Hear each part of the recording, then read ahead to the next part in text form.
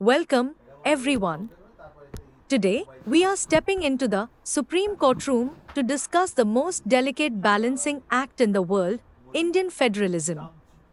India's democracy isn't just about voting, it's about an intricate power balance between the Union, represented here by Union Uday, and the states, represented by State Sita. This equilibrium isn't left to chance.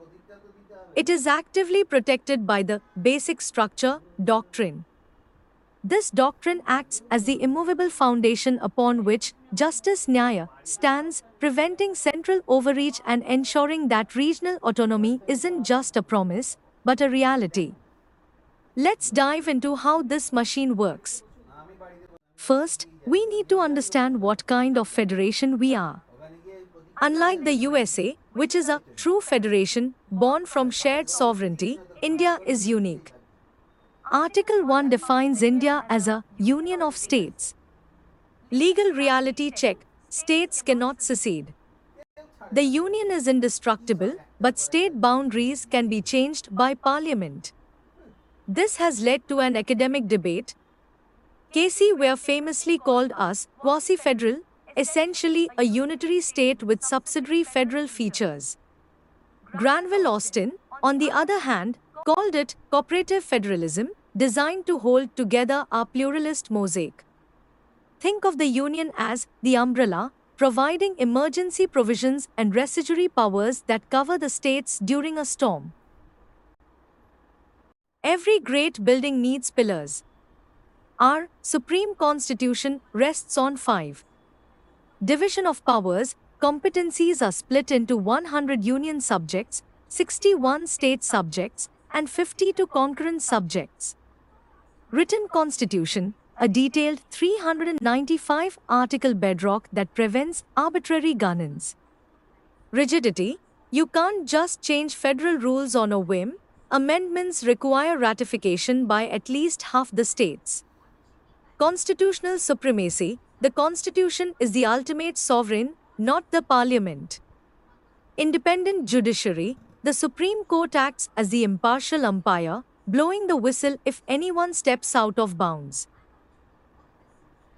But what happens when the union gets too powerful? There are three major levers of central dominance. Residuary powers: any power not specifically mentioned in the lists vests exclusively in the central parliament. The gubernatorial lever: state governors, appointed by the president, can sometimes act as partisan agents of the center rather than constitutional heads. Precedents rule: Article 356. This is the biggest threat. Historically, elected state governments have been arbitrarily dismissed based on the subjective whim of the governor, truncating democratic autonomy. This is the stamp of Article 356 that can crush a state government. In 1973, we reached a turning point, Keswananda Bharati v. State of Kerala. This is the Thor's hammer of Indian law. The court ruled that while Parliament can amend the constitution, it absolutely cannot destroy its core identity. The shield's power: federalism was explicitly enshrined as an immutable principle within this basic structure. It was placed permanently beyond the reach of majoritarian central interference. You can change the paint on the house, but you cannot knock down the foundation. If Keswananda provided the shield, S.R. Bommai vs. Union of India, 1994, was the moment the shield was put to the test. In this case, the court definitively ruled that states are not mere administrative agents of the union. It declared that the subjective satisfaction of a governor to dismiss a government is no longer absolute, it is now fully open to judicial review. Article 356 became a measure of absolute last resort, stopping the arbitrary use of the Article 356 stamp. Let's look at the before and after of the Bommai judgment. Dismissal of state government, pre-1994, it was based on political whim. Post Bommai, it requires concrete, tangible evidence of constitutional breakdown subject to Supreme Court review. Proving majority, no more secretive decisions in the governor's mansion.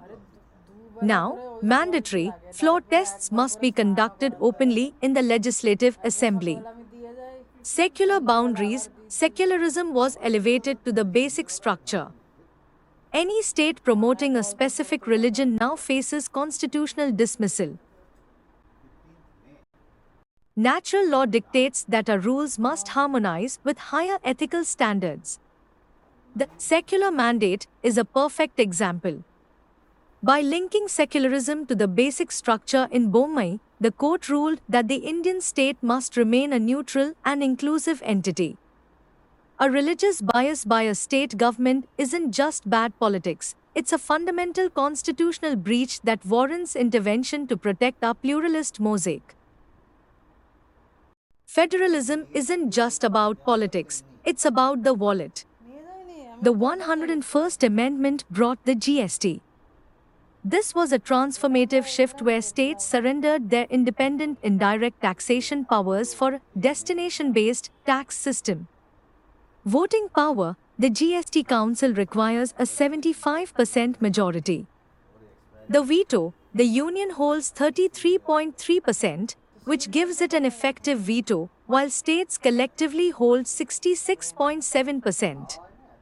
It's a mandatory marriage of fiscal cooperation. But even in this fiscal marriage, the court remains vigilant. In the 2022 Mohit Minerals case, the Supreme Court explicitly declared that GST Council decisions are purely recommendatory, not legally binding. Why? To preserve competitive federalism. The court recognized that states must retain a constitutional role in taxation to maintain their sovereignty. Cooperation doesn't mean total submission. Today, our federalism has a dashboard with three modes. Cooperative, seen in the GST Council and Niti Aayog, built on Sabka Prayas, shared effort. Competitive, states vying for capital and competing on ease of doing business rankings. Coercive, the darker side, where central leverage is used through tied grants or the partisan use of governors to force state compliance.